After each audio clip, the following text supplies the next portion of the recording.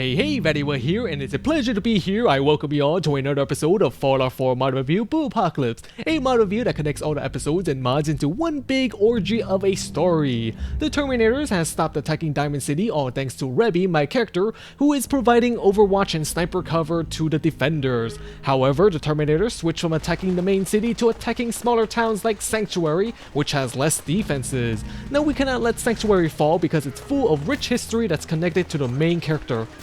Sanctuary Hills Pre-War Expansion Pack by tonicmole introduces some lore-friendly history and items from pre-war times. In Sanctuary, there are 8 containers that contains pre-war items and journal entries.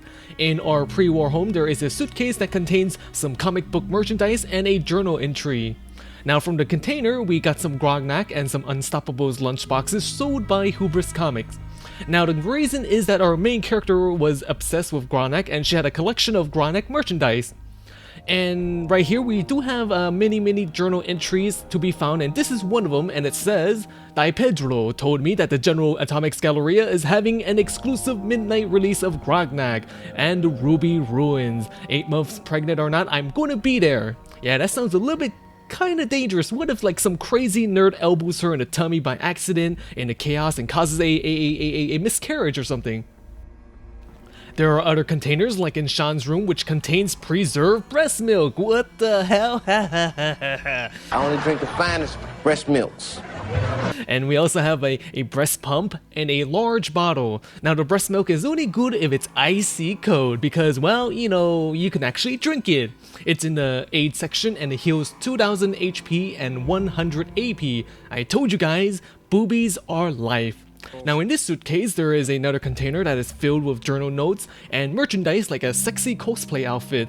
Now you gotta have a sexy cosplay outfit when you're going to the next year's comic convention so all the nerds can stare at you and whatnot. Alright, let's read one of the notes. I've been seeing Miss Rosa's son Tim out at night, and now I think someone stole my signed Grognak sketch from my collection. Sadly, I can't rule out Miss Rosa either, since I do pay her to help around the house when Codsworth get a diagnostic check. Now this seems to give us a little bit of an insight with the other residents of Sanctuary in pre-war times. There are 8 containers around Sanctuary, and the other containers do contain 3 tank tops and 3 t-shirts, and all Grognak related, so all these Grognak merchandise. However, it's only available for female at the moment. Rebby, my character, needs a better sniper outfit just because, well, who needs a rugged survival camouflage suit? Quiet outfit CBBE Bodyslide conversion by SPX82 is the ultimate sniper attire because, well, quiet is the best. Quiet outfit is perfect because, well, it's the best gear for sniping, and obviously, you know, the best gear is a bikini and torn up stockings. Yes, obviously. The quiet outfit is a CBBE conversion of another mod which we're going to be seeing later on.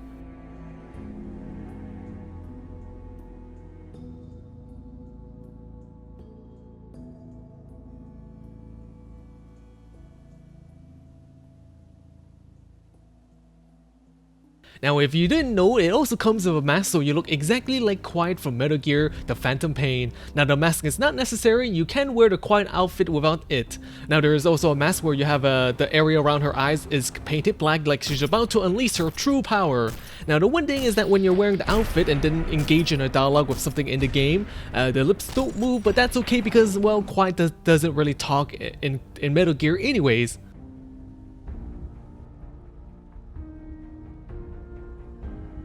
Now the only disappointing thing is when it rains, it seems like her skin doesn't get wet and shiny, you know, like how we saw her in one of those little cutscenes where she's dancing around in the rain, all wet and shiny. Oh yes.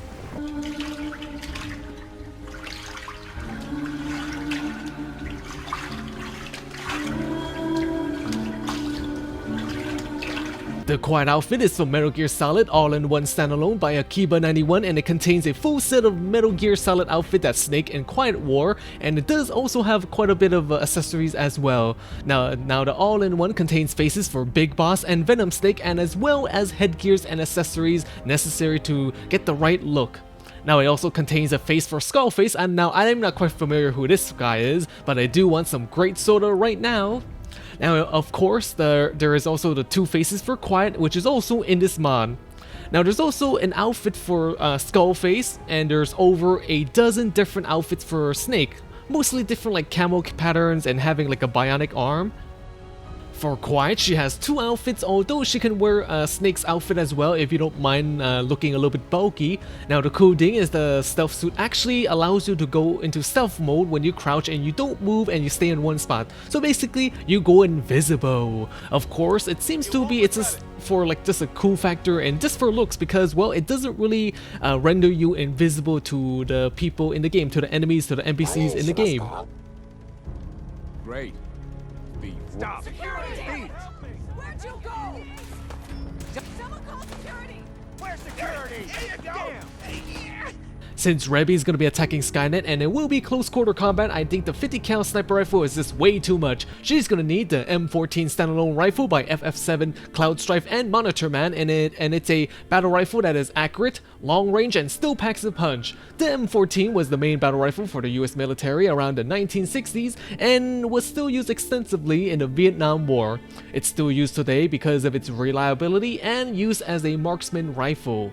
The M14 has quite a bit of mods and accessories such as a dozen different receivers, different barrels, different stock, quite a few scopes, different paint job for the wood, and as well as bullets with different additional attributes like radiation, explosive and incendiary rounds. Now right here we can see all the various paint jobs, scopes and accessories that can be added and they all look pretty damn badass. So the M14 is highly customizable to suit your needs and occasion.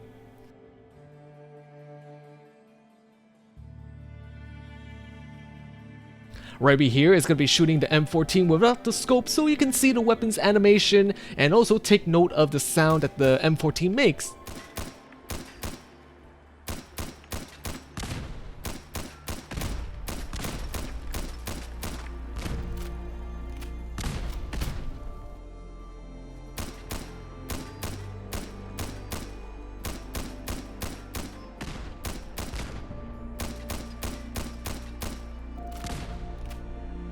Anyways, I think everyone in Sanctuary needs to pull their weight and help with the war effort against the machine. They can do this with the NorthlandDiggers crafting resources jobs by Ludwig08, and it's a mod that gives settlers a new job to do and provides you with resources as well.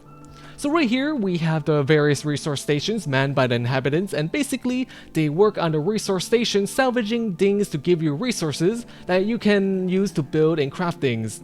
So how it works is once you assign someone to a station, they will work very hard for 24 hours.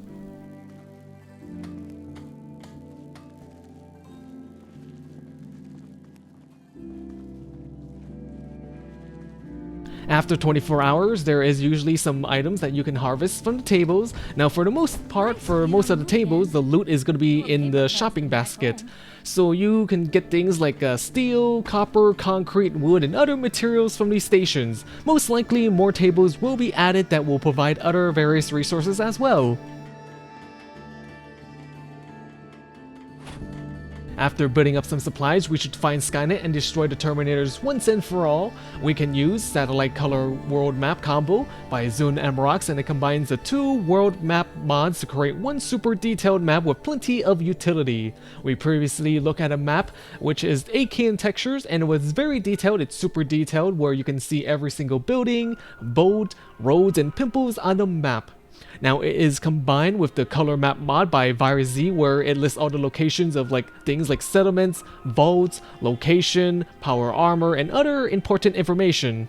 For example, in Concord, it lists that there is a bobblehead and a power armor there. Now, of course, there are options to install with the installation if you want to have less information or more information on the map. From the various intelligence and recon, Rebby has come to the conclusion that Skynet is in CIT, the Institute. It is heavily guarded by Terminators, and attacking head-on will get some of my sexy followers killed. So I think we need to sacrifice a Terminator of our own to disable their defenses. Valentine Reborn by 83 Willow is a mod that gives Nick Valentine a facelift, literally. Basically, the mod improves and changes the textures a bit for Nick. The textures are available in 2K and 4K textures, and the skin looks so fantastic that I wonder what kind of moisturizer and lotion Nick uses. The cracks, tears, and blemishes look very realistic, especially when you're using the 4K textures, and it makes it look like Nick can pass off as a real human.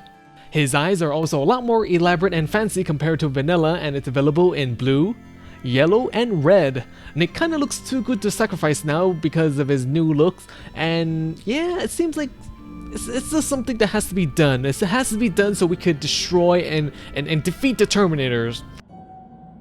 Hey, Valentine. Something to get off your chest? Your thoughts? A Commonwealth's not an easy place to travel alone. Nice to have someone watching my back. Are things okay between you and me? Not enough people out here are willing to try and do what's right. I consider myself awful lucky I fell in with one who is. Well then, Nick, just sneak in and pretend to be one of them. Good luck! Alright, it looks like Rebby or Quiet or whatever is going to be destroying Skynet because it looks so damn evil. Evil Institute HD by Black Shadow makes the Institute look, well, as the title suggests, evil. The mod changes the color scheme of the Institute, so it's no longer a clean, white, pure environment. Now it's just dark and black. Now, the black color and the existing reds definitely do make the Institute look a little bit more like a gothic vampire evil lair or something. Now, with such a color scheme, would you be more likely or less likely to side with the Institute if you're playing the game? Let me know in the comment section below. It's available in 1K, 2K, and upscaled 4K textures.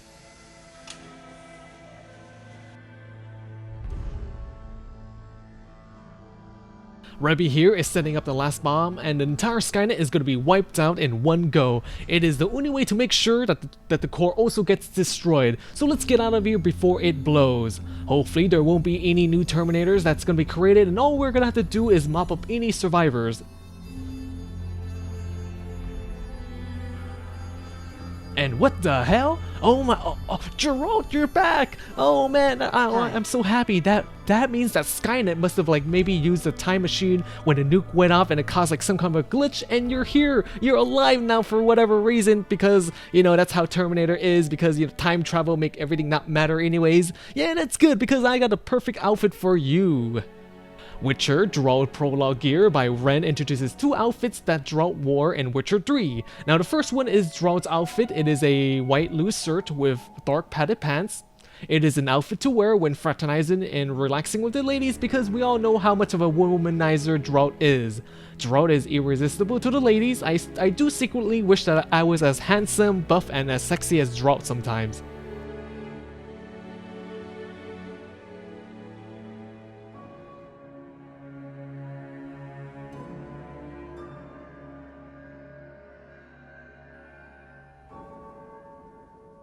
The second outfit is the Viper outfit, and it's a very beautiful and very badass outfit. Now we gotta have the best looking gear when we're fighting monsters that lurk in the woods and swamp. Now there is something very satisfying when looking at a chainmail, just because, you know, it looks so neat, organized, and shiny. The textures and models is originally from Witcher 3, and it's brought into Fallout 4 because, well, why not?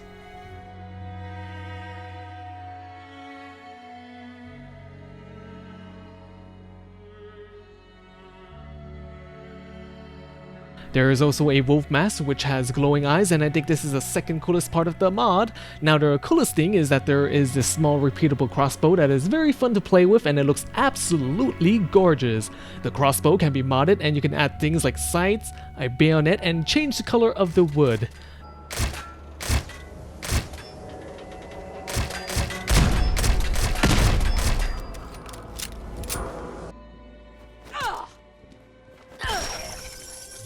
The crossbow uses steel and silver bolts, however, it can be configured to fire other types of munitions.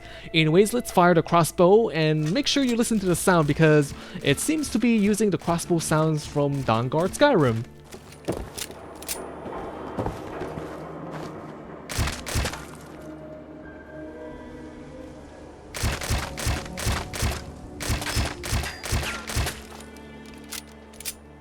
Anyways, I think this is a good place to stop. This has been quite a story in my opinion. Now I do like reviewing Fallout 4 just because it's so refreshing to have new styles of mods to create a story with. It's very fun. Well then, all the mods can be found in the video description below. Feel free to follow me on Twitter, and I do have a Patreon if you would like to donate and help VatiWah out so he could keep making videos. The next episode will be very gay. It's gonna be pretty gay, let's just say.